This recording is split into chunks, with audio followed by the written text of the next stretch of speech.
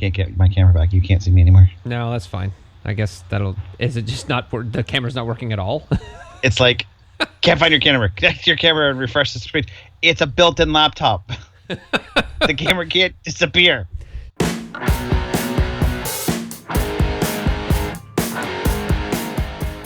Welcome back to Poutein Politics, Canadian issues served with cheese curds. My name's Adam.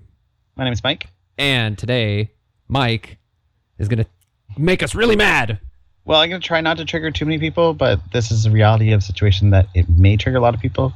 I'm going to talk about corporate welfare. Now, when I talk about welfare, a lot of people get triggered by that word all by itself. But corporate welfare is sometimes hard to define. I want to set the parameters the way I feel it should be defined.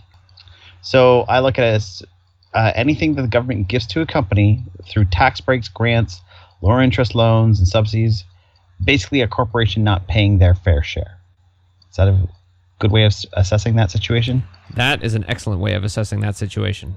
There are a lot of companies that do get some elaborate subsidies, whatever you want to call it.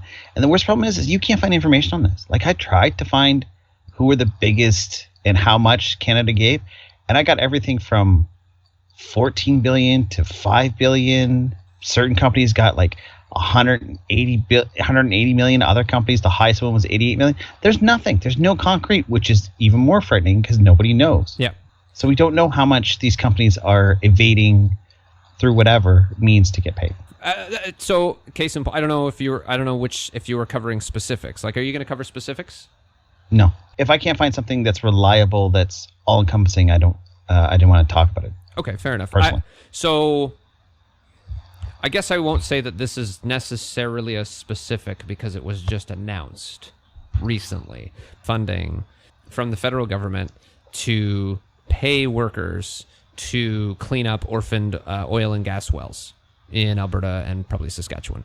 That's a form of corporate welfare in a sense because while it's keeping the employees working and doing something, we're not making the companies responsible that are orphaning these wells and making them pay for it. In a way, yes. It's kind of government welfare. It's kind of corporate welfare. So it's a little bit of a gray area, but it's definitely a way companies are avoiding their cost.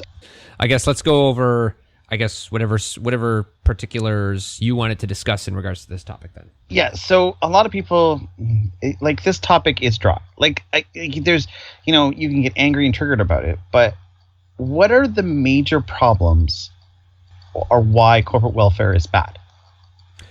In a way, it encourages bad business planning, bad business behavior. Again, let's look situation as it is right now. Airlines. I mean, this is more happening in the States than here right now. But airlines are asking for a bailout because obviously people aren't flying anywhere right now. If they had been, smarter with their money instead of paying out, and this can do with any big business. Rather than paying your executive team ridiculous bonuses for having like a 2% increase in revenue year over year, or paying out increasing dividends every single year to your shareholders, or buying back shares, if you did what say the banks recommend to, or financial planners recommend to individuals, you need to have an emergency fund of at least 3 to 6 months of expenses. Like, if businesses did that, maybe they wouldn't come crying, when the stock market starts going down for a couple of weeks. Yeah, it's the same thing we tell a person is the same thing we should tell corporations, and yet somehow that gets dropped. Yeah.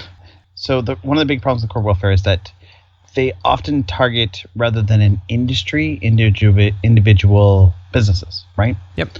Rather than saying, I'm going to give a tax, they do this, but let's say a tax break on companies that are producing solar or wind. They say, we're going to give this company a tax break, or this company a relaxed regulation or something like that. Mm-hmm. But a government should not be in private sector. No. Because they don't know what they're doing. Also, if you give people discounts, subsidies, corporate welfare, that sector or that economy is now shifted as a result. So it gets skewed. And lastly, it creates an incentive for people or businesses to lobby because they're like, well, if we can bribe, influence, blah, blah, blah, blah, we can maybe get a better deal. Mm-hmm. And it makes sense from a financial standpoint, right? Like, you got to do what you got to do. Yep.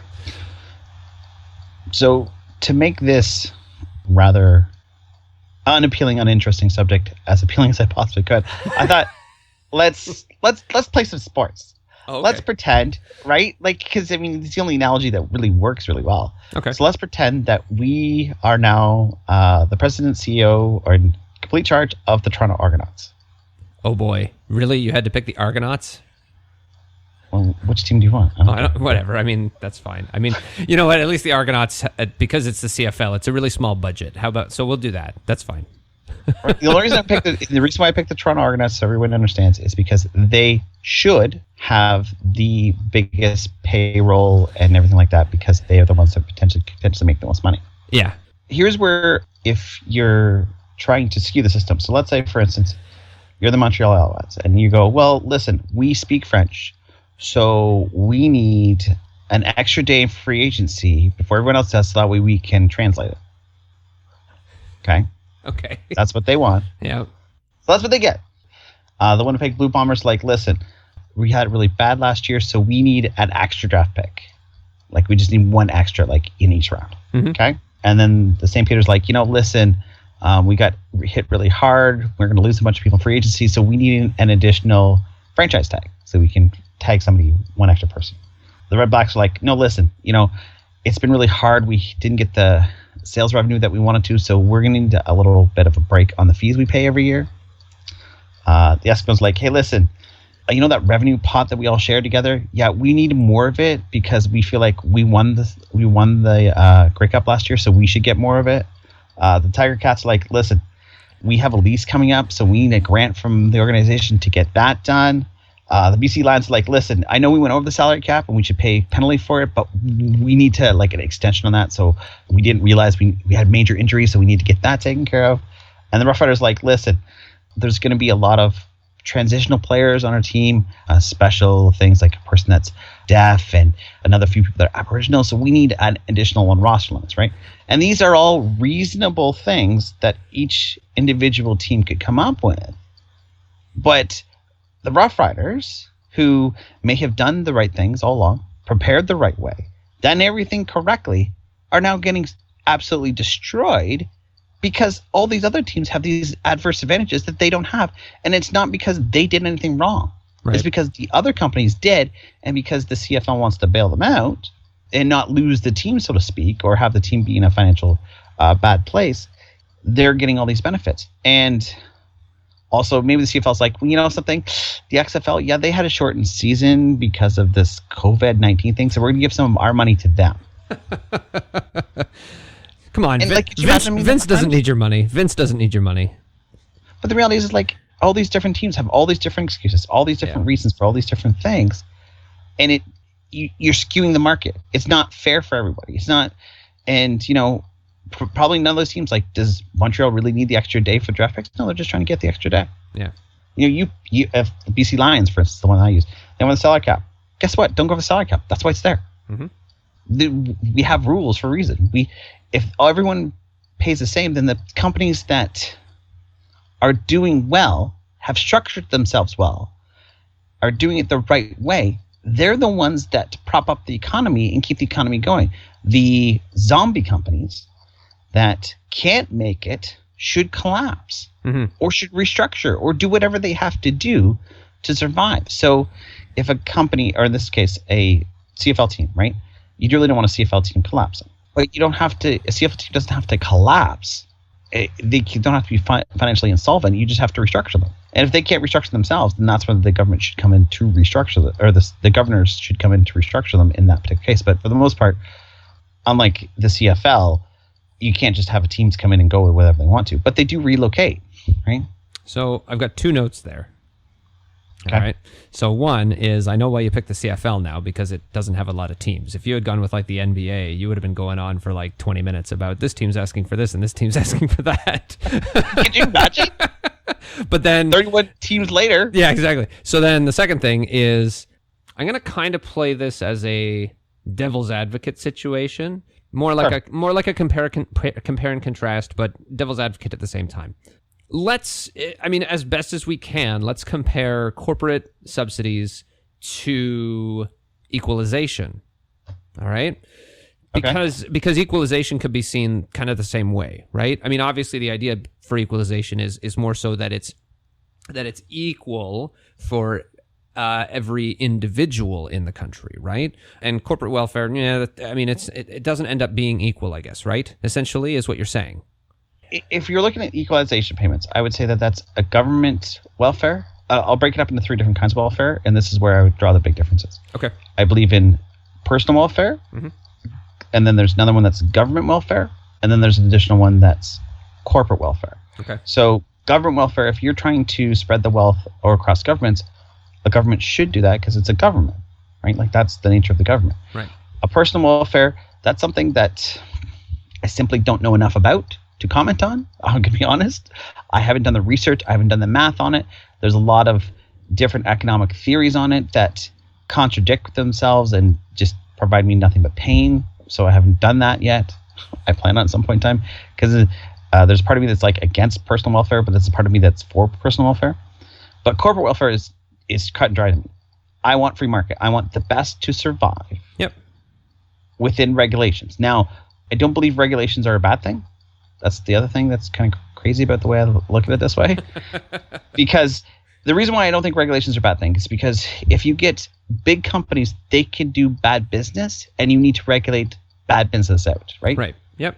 So you don't want a company like Blockbuster coming in and lowering all the prices on their movies, so that way the local businesses or local movies go out of business because they can't compete with a giant. And then once the local businesses are gone, they raise their prices back up higher than they would for the local business. Yeah, like what people had been saying, say when Walmart first came to Canada, right? That they were coming into cities and towns. They'd open their stores, they'd lower their prices, they'd kill off local businesses, and then they'd increase their prices. And I mean, maybe it kind of sort of happened, but I didn't see them.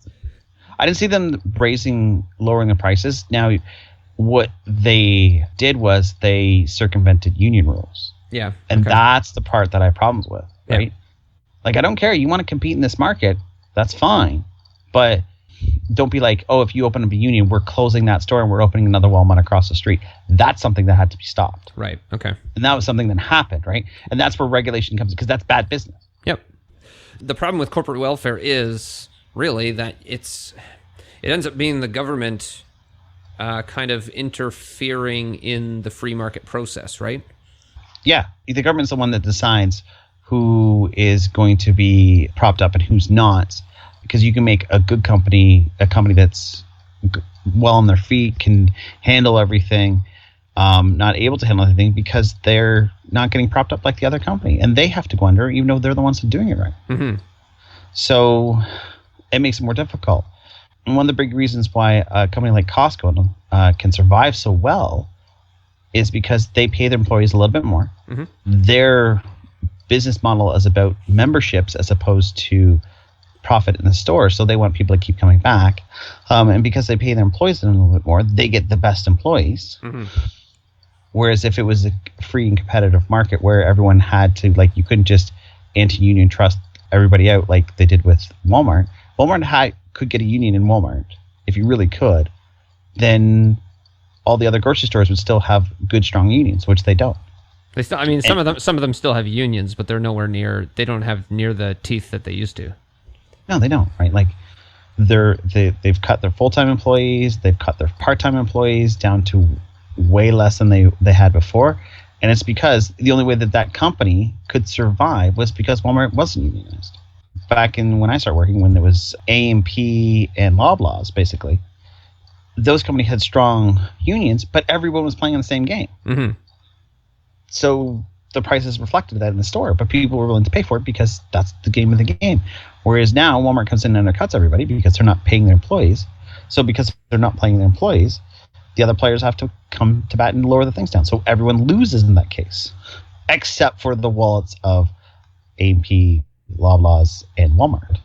I agree with you in regards to corporate welfare. I mean, if you, I guess on the one, what I would say is if there's something that the government's going to do, it should be like the way, say, the government, the personal government welfare system works is, it's kind of even across the board. There's certain guidelines, obviously. If you make more than a certain amount of money, you don't get it. If you make less than a certain amount of money, you could qualify. And then maybe there's stipulations with number of kids and stuff like that. Like, I mean, there needs to be more generalized rules. Yeah, like if you're going to use corporate welfare, like there's no way to get rid of it. The flip side of corporate welfare to personal welfare would be like, is if I got the welfare check, but you didn't, and it's only because I know the mayor of this town. Right. Is the only reason why I got the check and you didn't. Yeah. Right? It's nothing to do with how well you look after your money. It's just about that. But like if it was across the board, blanket across the board for each individual company and or like type of business, then that's like more like a tax system as opposed to a welfare system. And I don't disagree with taxes. I'm not that person. Taxation is theft. Yeah, I'm never going to be that person. Taxation is theft is just ridiculous in my opinion. What are you talking about? Taxation is theft. It's not theft.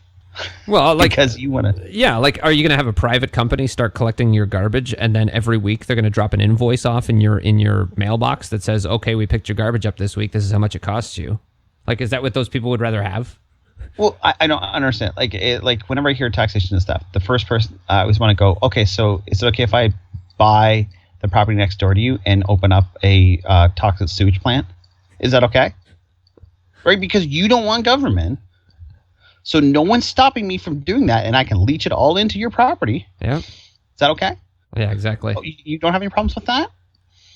Right, so don't tell me that you don't want government. You just don't like it when they tax you. Yeah, exactly. Right? And you don't see the benefits. And like I said, I mean, if you're going to give subsidies, if you're going to do subsidies, it should be a taxation thing based on the industry that you're in. So if you want to encourage solar panel usage, yes, you can say, if you're making solar panels, okay, let's bring that down a bit. So that way the solar panel companies can benefit from that. And people are like, well, then you're hurting other industries. Like, yeah, I get that. But at least I'm not saying solar panel plant from Pickering gets the discount. How's that fair? Yeah. It's not. Yep. Right? Like if, in my example, if the CFL as a whole all got the same discount because they got money from the NFL, that's fine. Like that's understandable and that's reasonable, but that's just like taxation and things like that. Whereas if you just, targeted one group or one team or whatever, and that's what my examples were targeting. And then that's where I'm most upset with corporate welfare is the individuality of it. And in a lot of cases, I'm sure that corporate welfare is also given to industries that don't necessarily need it. Or shouldn't. Yeah. Right? Like if it's going to the oil sector, I would say no, because that's a harmful industry. Yes, it's good for the economy, but it's bad for the environment. So, but that's more of a personal discussion as opposed to a overall. And that's like a taxation thing and like all that kind of stuff. I've considered that more that way than I do a discount subsidy. This is why I have issues with, like any government starting to meddle in like small things and saying, okay, well, we're going to get, we're going to give them this kind of subsidy and this discount for this particular thing. What are you doing? Make it blanket. The more generalized you can make a subsidy or a tax break or whatever the case may be, the better it is overall for that particular industry. And the economy as a whole, right? Like if you say everybody that makes under $15,000 it's taxed a certain way, that's a good thing. Well, and then make sure it's equal. Yeah, and I guess I guess there kind of is that in the corporate tax structure already. For sure it is. Right? Because because there's the small business tax rate, and I mean generally across the board in the country, it's if a company is not publicly traded, first of all, and makes less than $500,000 profit, then they pay the small business tax rate, which depending on the province can be pretty low. Like in Ontario, the combined federal and provincial corporate tax rate for small businesses is 12.5%, whereas the regular tax rate say for a larger business like a bank or something like that operates in Ontario is more like 28 or 29%. And businesses, as a corporation, they should take advantage of this. So it's not like I'm like mad at the business for taking advantage of something that's presented to them. Mm-hmm. They should do it. At the same point in time, I am upset with them for lobbying, but as long as the governments are willing to do that, then what can you do? Right? Yep. The government has to step in and say, no, listen, you're not getting special interest discounts. You're not getting a subsidy. You're not getting a tax credit, especially because of whatever reason.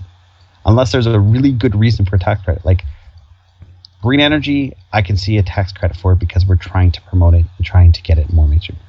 Okay, I understand that. You can make that argument. There's a trade-off there that I'm willing to make for corporate welfare. Mm-hmm. But that's a trade-off. I want this for this reason, so I'm willing to trade that off. But I'm not willing to trade it off just for economic boom. Again, or our personal debt.